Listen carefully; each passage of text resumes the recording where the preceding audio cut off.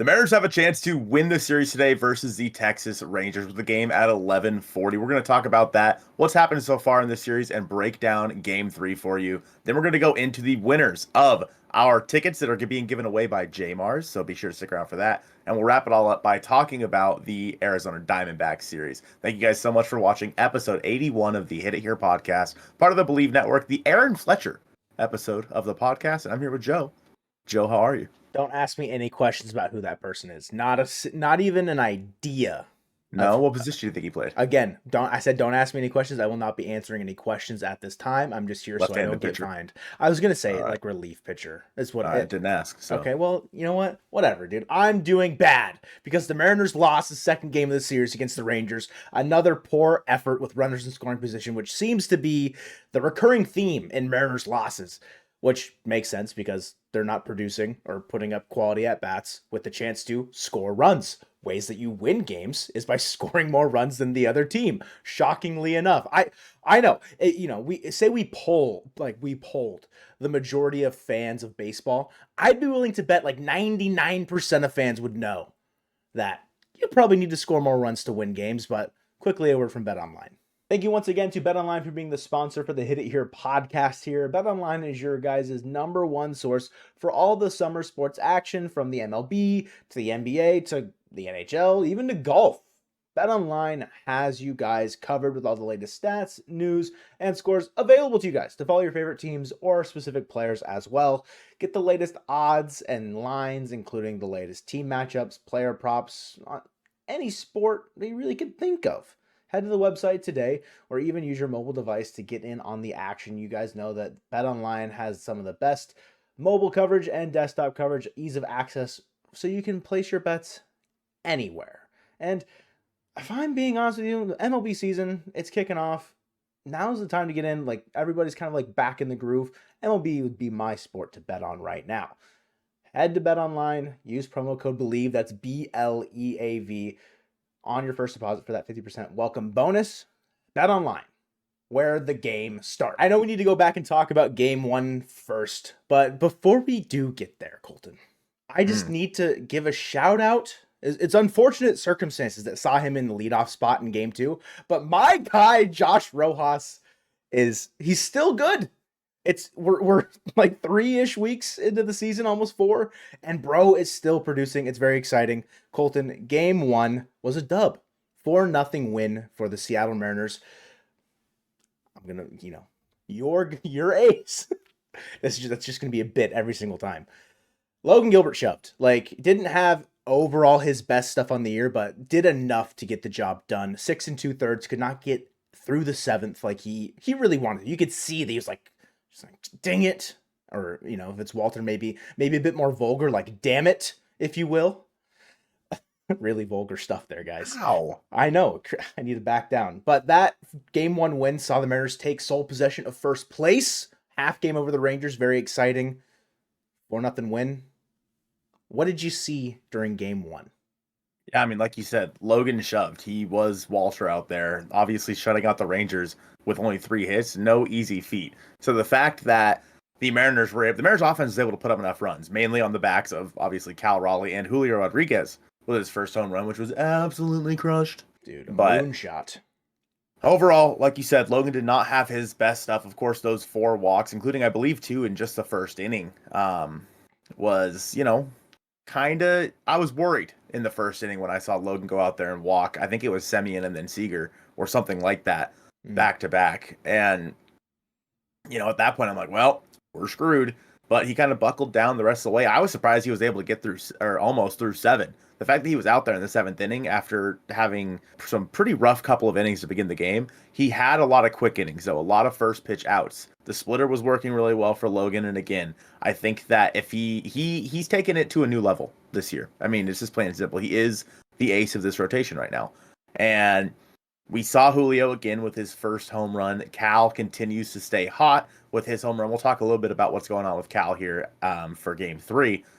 But yeah, game 1, I mean, 4-0 dub. Mariners had 6 hits. Nothing to complain about there. Going into game 2, obviously, you're facing probably the best pitcher that you're going to see in the series in John Gray. against Bryce Miller, who has been one of your better pitchers, but has had some rough starts in Arlington, Joe.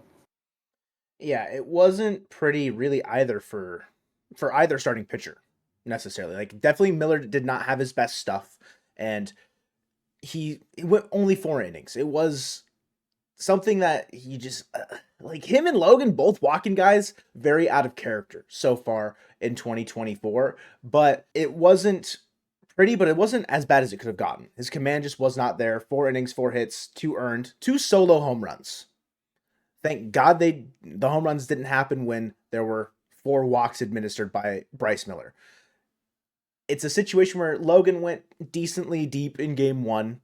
You had good outings from Stanek, Spire, who he's looked incredible all year, but another good outing from him in game 1. Munoz in game 1 as well. Like, you didn't have to use a bunch of length, I guess, in the bullpen in game 1. So getting Bryce Miller out after 4 innings, it's not ideal, but I think that's the right move to pull him because he obviously didn't have his stuff. It's just a situation where you're gonna let Saucedo go attack some lefties for you.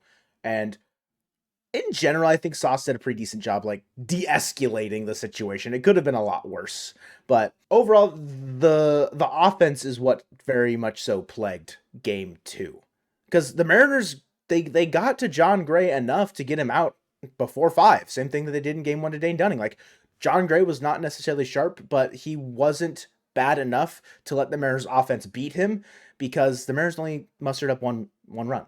It was a Rojas triple, which he didn't move anywhere aside only because a fielder's choice ground out for Mitch Haniger on a very feeble looking plate appearance. Ultimately, a run scores nonetheless, but that's the only action the Mariners would see crossing the plate the entire game.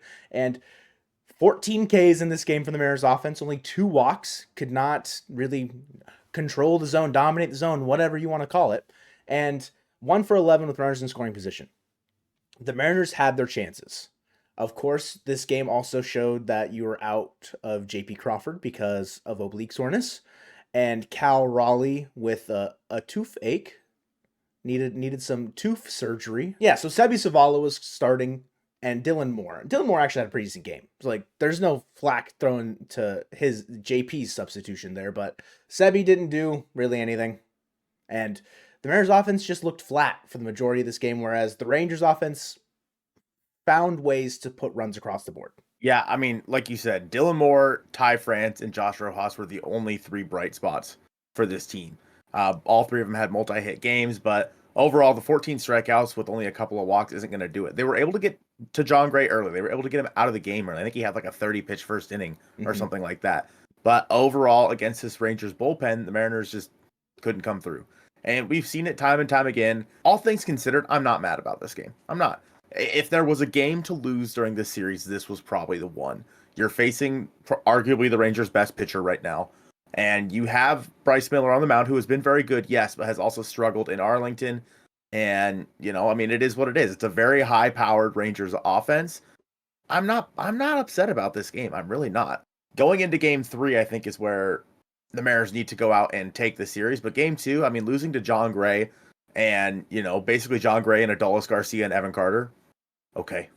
Like, yeah, they're like Adolis Garcia and Evan Carter specifically basically helped carry this offense last year to the World Series. Like, I'm not worried about it. Going into game 3, Luis Castillo, Andrew Heaney. It's gonna be a lefty on the mound, so the Mariners will probably see the right-handed lineup, which kind of does bode well for the fact that Cal and JP may be out, Joe, because obviously Dylan Moore hits lefties pretty well. Assuming that Luis Urias is okay, we haven't heard about an IL stint or anything. He could be in there at third base. You could put Dylan Moore in there at shortstop, and you could have Sebi hitting in place of Cal tomorrow versus a lefty if Cal still needs some time. So we don't know what's going on with JP yet. We're still kind of waiting to hear about his oblique, which you just learned the other day where that was. So yeah, that's exciting. Good news for me. I can place it on, a correctly anatomical visual. So we're good there.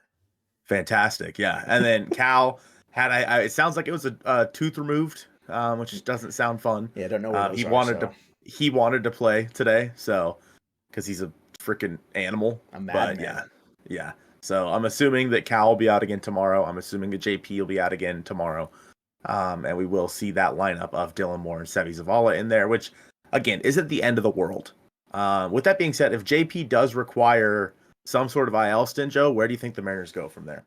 I made a joking tweet about get ready to learn MLB, Ryan Bliss. And I don't know if that's necessarily the answer. I think Dylan Moore has played well enough this year to, if say the IL stint for JP is looking more so like, 7 to 10 days, whatever, like the lower end of what could be, then you probably just roll with Dylan Moore there for a bit. You call up Sam Haggerty, have him go be the utility guy subbing in against like starting against left-handed pitching and whatnot.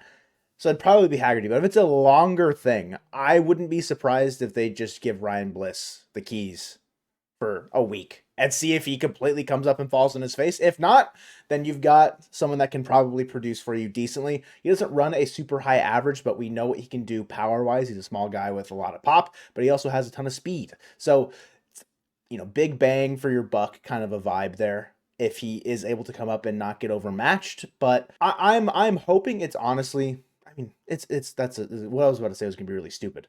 I'm hoping it's a short IL stint, for JP Crawford, because you don't want your captain out for a long period of time. And obliques can be pesky, as we've learned with Dylan Moore and from last year, but I would lean Haggerty short term, Ryan Bliss if it's seemingly like more like on the month to 2 month scale. Mm-hmm. And it's not like Ryan Bliss has been lighting the world on fire down there at AAA. I think that you're right. I think that Haggerty is the guy that they would call up just because it makes sense. He's been playing pretty well, and you can use him all over the field and just have JP be your main guy at shortstop. He would basically fill the role. Did I say JP? I meant Dylan Moore. He would fill the role that Dylan Moore currently fills. And so I think that's probably the move. If there is a move to be made, I wouldn't be shocked if they just like have Haggerty on a taxi squad right now, just in case. Yeah.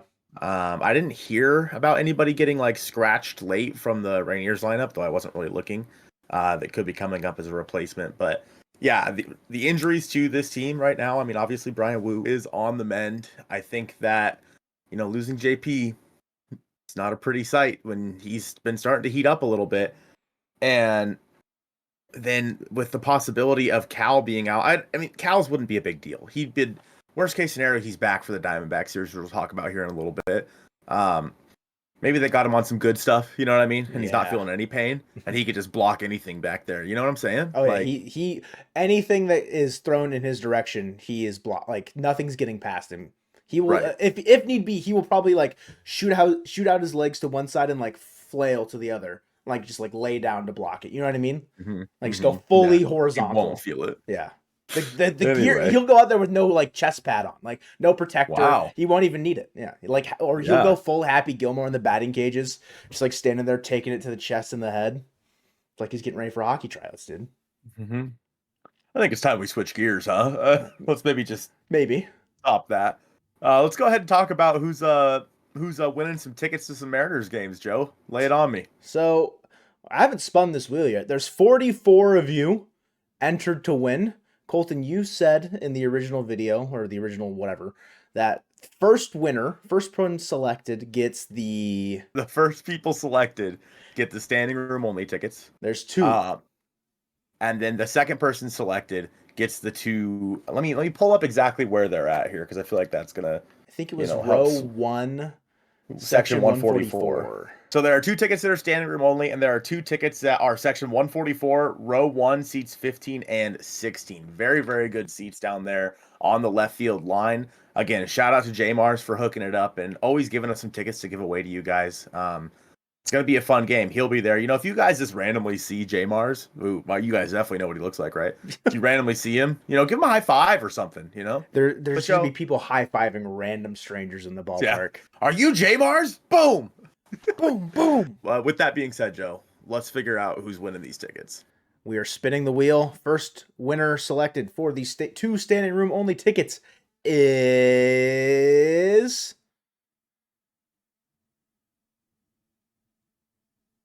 Joshua Willard 5834. Josh, I have your we'll post a community tab thing afterwards at some point later today to, be like, hey, contact us somehow. Mariner Mojo biz at gmail.com is probably the best place to reach out to us. If you have an email that you're comfortable emailing us from, please do that, and we can get you those standing room only tickets so you can attend Friday's game to turn back the clock jersey giveaway thing, right? That's right. Good, Yeah, you're right. Good promo to go to. Great promo to go to. Go hang out in the pen, or Colton, one of your favorite spots up on the little stairwell out there, and was it right center field? Roughly adjacent. Standing room only. I'm in. I enjoy. I love standing room only. The ability to just kind of like pick and choose where I'm going. Don't be locked into one spot. Get some different views. But Colton, I do now have to spin the wheel again for section 144, row 1, seats 15 and 16. Attending is, you're not going to believe it. It's not Joshua. No, Mitchell Hopkins, who was just the episode 80 dedicated to him. Mitchell Hopkins, community member, has won section 144, row 1, seats 15 and 16. I've seen enough. It's done for views. It's rigged for views. I've seen enough. It's a random wheel. That's crazy. That is crazy. Congratulations, Mitchell. Again, reach out to us any way you know how, and we'll send you those tickets. You can go attend the Turn Ahead of the Clock night. I forgot that's what it was. That's sick. But again, thank you guys all for everyone who commented on that last video. We're gonna try to do more giveaways throughout the rest of the year. And again, shout out to J Mars for giving us these tickets to give away, because without him, this wouldn't have happened. So moving on now to the first game of said series, Joe, that these people may or may not be attending. It is the Arizona Diamondbacks versus the Seattle Mariners. Gino's back, and possibly Paul Sewald. Yeah, I know Paul he's been fighting with, I think Aaron was tweeting about how he's in Arizona trying to potentially argue with the front office to allow him to play against the Mariners in Seattle on Friday. But it'll be a fun series regardless. Diamondbacks, they're just a fun team in general. They've got Corbin Carroll as a homegrown guy, or hometown guy, hometown guy. But it'll be Zach Gallen, yikes, on the mound in game 1 against George Kirby on Friday, which should be, that's a pretty gosh darn stinking good matchup right there. Assuming George is healthy. That is a good point. If there's some soreness that we, have not necessarily heard anything else about, maybe George gets scratched and they bring up like Jonathan Diaz, Levi Stout, Dallas Keuchel. Maybe they do a bullpen. No, there's no way they'd be able to do a bullpen day after, because the thing is, with how this Rangers series was slated, Tuesday, Wednesday, Thursday, you're at home Friday, Saturday, Sunday, and then you've got the Braves coming to town Monday, Tuesday, Wednesday. So you don't have an off day until next, a week from today that you're hearing this. So bullpen day is kind of out the window, I think, on Friday, no matter what. And I guess we hope George Kirby is able to go, because if not, like, aside from the fact that, yes, you want your players to be healthy, aside from that, like, Zach Gallen against any of the AAA pitchers that I mentioned, it might even be an advantage with Zach Gallen just versus George Kirby, specifically this year. Like, Gallen's a great pitcher. We know what he's capable of. He's had a, very continued success in Arizona. It's a tough matchup on a Friday night coming home, I would say. Yeah, big game for the Mariners. They're going to be in the City Connects, shout out Simply Seattle. Again. City Connects for Turn Ahead the Clock night. Again, hopefully we get a big round of applause for Eugenio Suarez and Paul Sewald. Hopefully he's there. Not maybe for the Mariners hitters, but for the sake that I love Paul Sewald and it might be time for him to pitch. It's going to be a tough series. The Diamondbacks have been struggling a little bit lately. I don't know if you saw like the Ketel Marte double play. Yeah, he was dogging it. He would have been safe by a mile if he was just running. But yeah, so who knows, where their heads are at right now. But overall, you're not gonna get Merrill Kelly because he's on the injured list. Eduardo Rodriguez, of course, is on the injured list.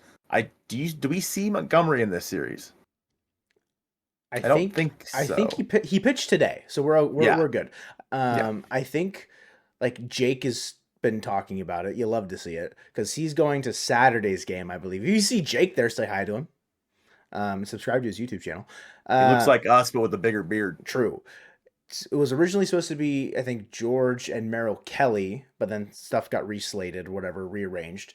And then Merrill Kelly, like you kind of said, it's like he's not active right now. So Slade, I don't know how to say his last name. Cecco. Ciccone, I think. Sure.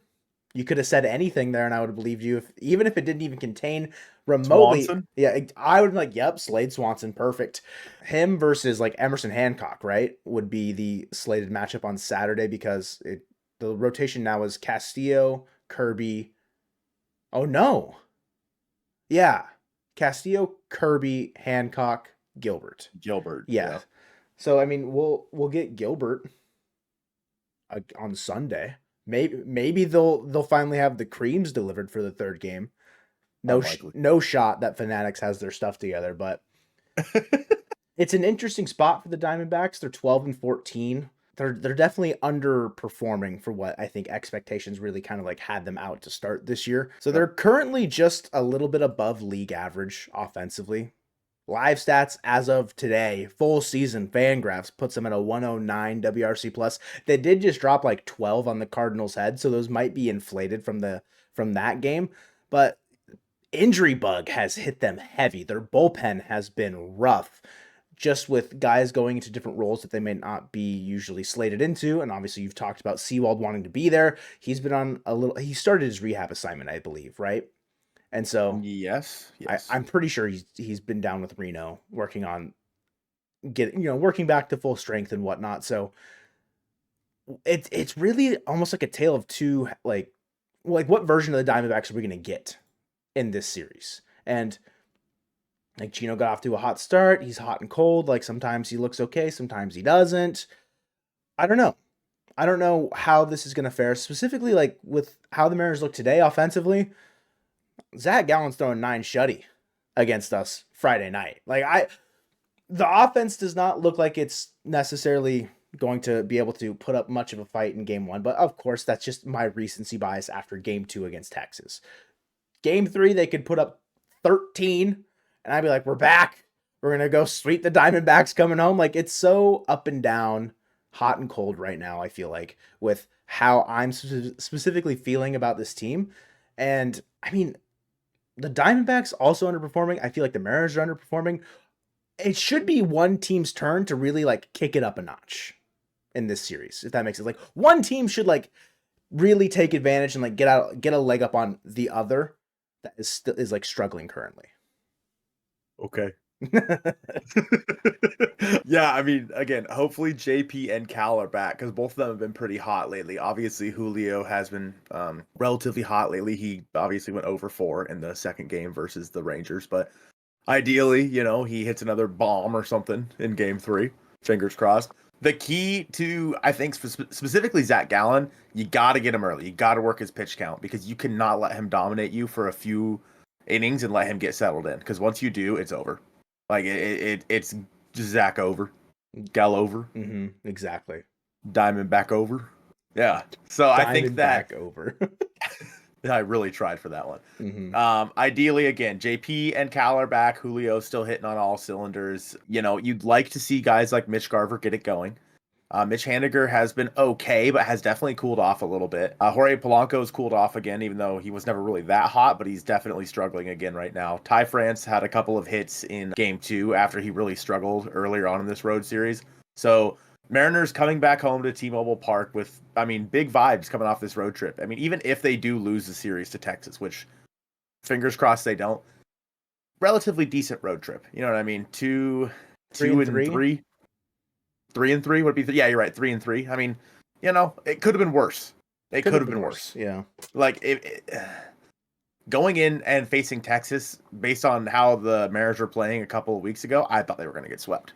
So, and especially like this specific pocket of series right now with Texas to Arizona to Atlanta, I was like, oh boy, this is the real test. This is the real test. It's like when you're going down like a roller coaster and you get like the little ones, like what? It's building up to it. But then you go, you start with the Rockies, you start like, going up, and then all of a sudden you hit the Rangers. And yeah, so it's like full bore. into the season right now. And again, ideally the Mariners can take care of Texas in game 3. By the time you guys are watching this, if you watched it after the game, you know what happened. We don't. And then as we get to the Diamondbacks, you just got to hope everyone's healthy. You have to hope that JP and Cal are back and feeling all right. Mhm. You have to hope that George is ready to go for game 1. You're going to have Hancock in game 2, and then Gilbert in game 3, right? Yeah, Gilbert versus Brandon Fat in game 3. Oh, is that what it'll be? It should be, yeah. So Gallon, Kirby, Saccone, Hancock, and then Fat Gilbert. Sorry. Those should be the matchups. Should everything kind of coincide how we assume it will. I will say, if Cal gets Thursday's game off as well against Texas, I hope they just run him out there for 6 in a row until the off day on Thursday. Day game after a night game, don't care. Run him out there. We need him. He's the best offensive player. But like hitting, like bro is on fire. I know Mariners Twitter was in an uproar when they saw the lineup come out and like, where's Cal Raleigh? Sitting Cal Raleigh when he's your best hitter right now seems a bit silly. And then Divish is like, yo, he got something's wrong with his mouth, guys. And then everyone's like, oh, everything's fine. And then JP got scratched. Like everything's on fire again. That's that's the thing. Is like that. Like how I feel about how this team's like up and down. Today's Mariners Twitter escapade before the game started is how I feel personally. It's just like okay, again. Like it's just that's how it feels. See, I took a nap like for like an hour and a half, like an individual who's smart. I woke up and I'm like, oh shoot, the game's on. Oh, there's runners on third and first. Is that Josh Rojas on third already? Check Twitter. I'm like, oh, JP's like dead or whatever. What the heck? And then realized that Rojas let it off with a triple. You know, our guys, Joe, they went a combined, let's see, 4 for 8. Solid. No, Rojas had 5 ABs. So because he was leading off. Yeah, 4 God for 9. forbid. 4 for 9 for our guys. So just saying. We know ball. The Mariners are going for the series win versus the Texas Rangers. It's going to be a big game here in just a couple of hours. Thank you guys so much for watching episode 81 of the Hit It Here podcast presented by Bet Online, the Danny Young episode of the Hit It Here podcast. Now, Joe, I don't want you to ask me any questions about who that is, and go Mariners.